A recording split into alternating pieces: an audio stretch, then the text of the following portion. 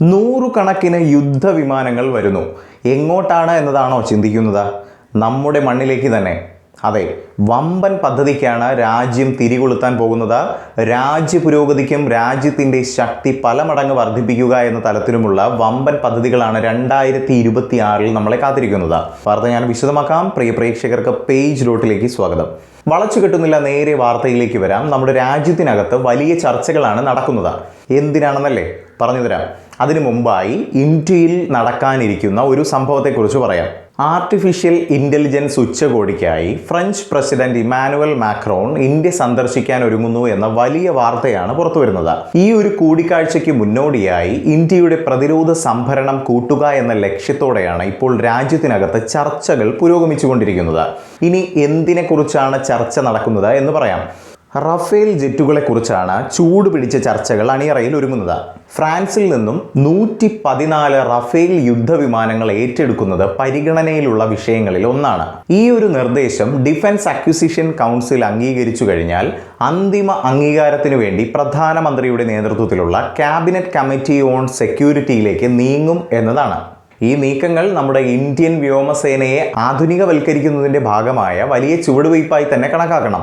അന്തിമ അംഗീകാരം ലഭിച്ചു കഴിഞ്ഞാൽ ഈ വിമാനങ്ങളിൽ ഭൂരിഭാഗവും നമ്മുടെ ഇന്ത്യയിൽ തന്നെ നിർമ്മിക്കുമെന്നതാണ് ഇതിൻ്റെ വലിയൊരു ഗുണവശമായി എടുത്തു പറയേണ്ടത്. അതുപോലെ തന്നെ ഈ നിർമ്മാണ പ്രവർത്തനങ്ങളിൽ തദ്ദേശീയ ഘടകങ്ങൾ 30 മുതൽ 40% വരെ ഉണ്ടാകുമെന്നതും പ്രതീക്ഷിക്കുന്നു. ഇത് ആഭ്യന്തര പ്രതിരോധ നിർമ്മാണത്തിലെ വലിയ വളർച്ചയെയാണ് സൂചിപ്പിക്കുന്നത്. അതുപോലെ തന്നെ പ്രതിരോധ മേഖല പോലുള്ള തന്ത്രപരമായ മേഖലകളിലെ സ്വയം പര്യാപ്തതയിലേക്കുള്ള ഇന്ത്യയുടെ മുന്നേറ്റവുമായി ഇത് യോജിക്കുന്നു എന്നതും എടുത്തു തന്നെ പറയണം. അടിയന്തരമായി നമ്മുടെ ഇന്ത്യ മഹാരാജ്യത്തിന് പ്രവർത്തന ആവശ്യങ്ങൾ നിറവേറ്റേണ്ട ഒരു സാഹചര്യമുണ്ട് കേട്ടോ. അതുകൊണ്ട് തന്നെ പറന്നുയരുന്ന അവസ്ഥയിലുള്ള 18 റഫേൽ യുദ്ധവിമാനങ്ങൾ ആദ്യം ഫ്രാൻസിൽ നിന്നും വാങ്ങുമെന്നതാണ് സൂചനയായി ലഭിക്കുന്നത്. പിന്നീടുള്ള ബാക്കി യൂണിറ്റുകൾ നമ്മുടെ ഇന്ത്യയുടെ പ്രൊഡക്ഷൻ ലൈനിൽ തന്നെ നിർമ്മിക്കുമെന്നതും മനസ്സിലാക്കുന്നുണ്ട്. ക്യാബിനറ്റ് കമ്മിറ്റി ഓൺ സെക്യൂരിറ്റി അംഗീകാരം ഈ കരാറിനെ ഇന്ത്യയിലെ എക്കാലത്തെയും വലിയ പ്രതിരോധ സംഭരണങ്ങളിൽ ഒന്നാക്കി മാറ്റുമെന്ന് പ്രതിരോധ വിശകലന വിദഗ്ധർ പ്രവചിക്കുന്നുണ്ട്.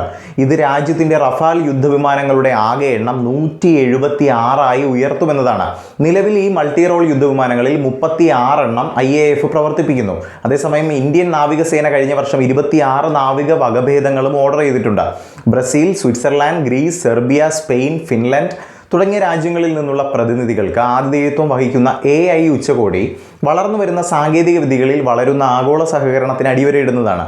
മാക്രോണിൻ്റെ സന്ദർശനം പ്രതിരോധ ഇടപാടുകൾക്ക് മാത്രമല്ല, AI അധിഷ്ഠിത സൈനിക ആപ്ലിക്കേഷനുകളിലെ സംയുക്ത സംരംഭങ്ങൾക്കും ഉത്തേജനം നൽകുമെന്നത് എടുത്തു തന്നെ പറയണം. അങ്ങനെയാണെങ്കിൽ നമ്മുടെ ഇന്ത്യ നമ്മുടെ പ്രതിരോധ മേഖലയിൽ നമ്മുടെ ഒരുപാട് ഉപകരണങ്ങളിലും മറ്റും ആർട്ടിഫിഷ്യൽ ഇൻ്റലിജൻസ് സംയോജിപ്പിക്കാൻ ഇനി അധിക താമസമെടുക്കില്ല എന്നത് തന്നെ മനസ്സിലാക്കേണ്ടിയിരിക്കുന്നു.